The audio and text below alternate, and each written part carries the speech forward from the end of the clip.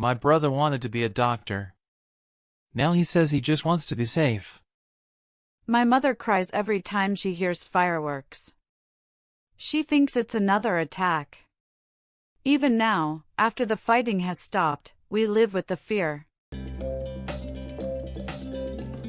Socheata, I've been thinking about something. How does a war even begin?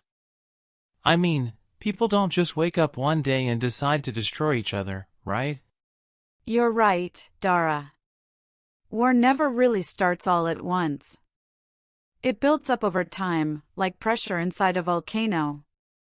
You don't see it at first, but beneath the surface, tensions rise. But what causes that pressure? Is it anger? Greed? It can be so many things. Sometimes it's about land or resources. Other times it's political power, revenge, or fear. Often, it's a mix. Leaders disagree, countries compete, people grow suspicious. One small spark, and everything erupts. Like the assassination of Archduke Franz Ferdinand?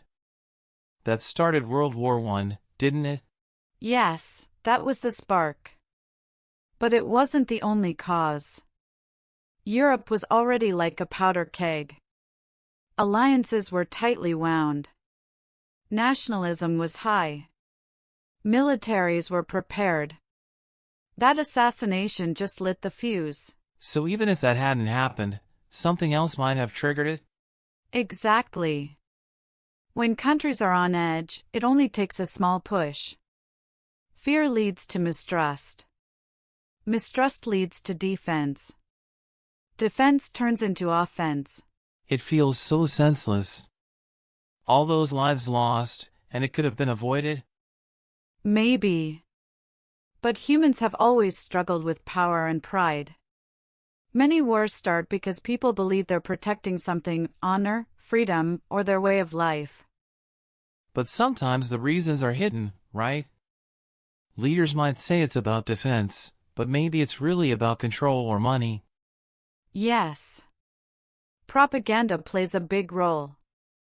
People are told one thing while the truth is often more complicated. That's why studying history is so important, to understand what really happened, not just what we're told. It's scary how easily people can be manipulated. A speech here, a rumor there, and suddenly the world is at war. That's why peace is fragile. It takes work. Diplomacy, patience, and empathy. War is always easier to start than to end. You know, I used to think war started with soldiers and bombs. Now I realize it begins with words, fears, and decisions made in rooms far away from the battlefield. You're right. The true starting point is usually invisible until it's too late. That's the tragedy of it. Do you think we've learned anything? Can we stop it from happening again? We can try. If we understand the signs, the build-up, the politics, the lies, we have a chance.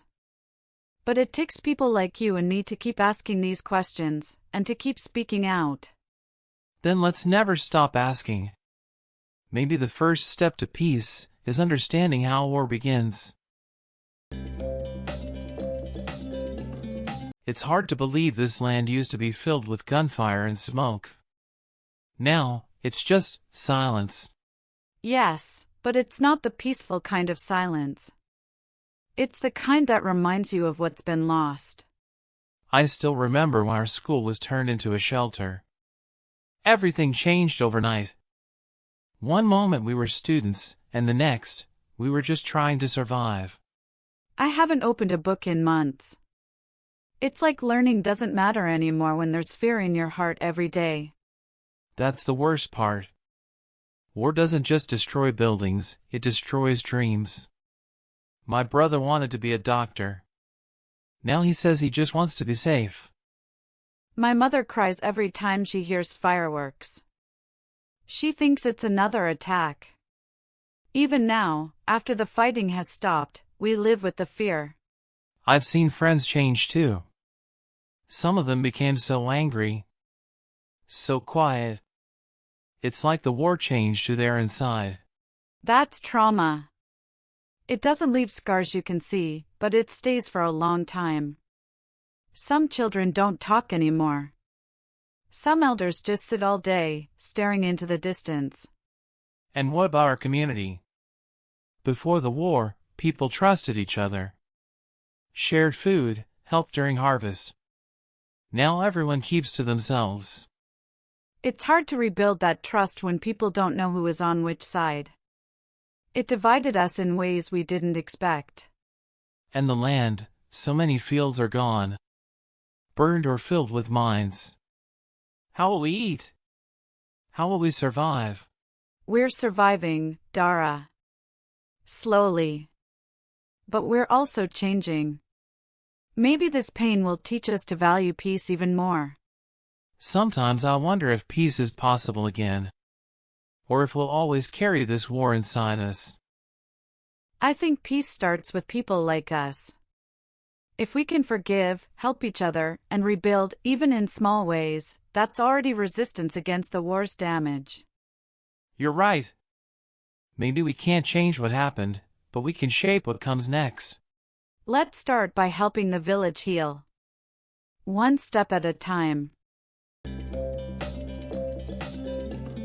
Socheata, sometimes I wonder, after everything we've been through, how can we stop another war from happening? I think about that a lot too. War destroys so much. If we want to avoid it, we need to understand what causes it in the first place. Yeah. Many wars start with misunderstanding, hate, and greed. People stop listening to each other. They think violence is the only answer. So maybe the first step to avoiding war is communication. Talking instead of fighting. Learning to understand people who are different from us. That's true. And education is important too. If people are educated, they can think critically and solve problems without turning to violence. Exactly. In school, we learn about history, and we see how many lives were lost because of pride and power. We must learn from those mistakes. Also, I think unity matters. When people feel included and respected, they won't want to fight. It's when people are treated unfairly that anger builds. That's why leaders must be honest and fair. Corruption and injustice can lead to conflict. We need leaders who care about peace, not power. But it's not just about leaders. Peace starts with all of us. In our homes, our schools, our communities.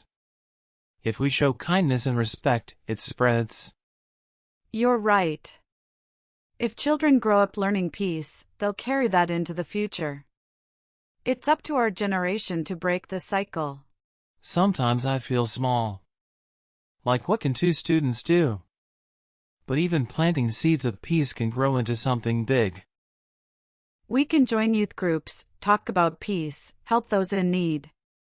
Even small actions matter: smiling at someone, standing up against hate, sharing what we have. And maybe one day, we'll become teachers, or leaders, or parents, and we'll raise people who believe in peace, not war. Yes. Peace doesn't just happen. It's something we have to build, together, every day. I believe we can do it. One voice, one step at a time. Me too, Dara. Let's be part of the generation that ends the need for war and starts a future of understanding.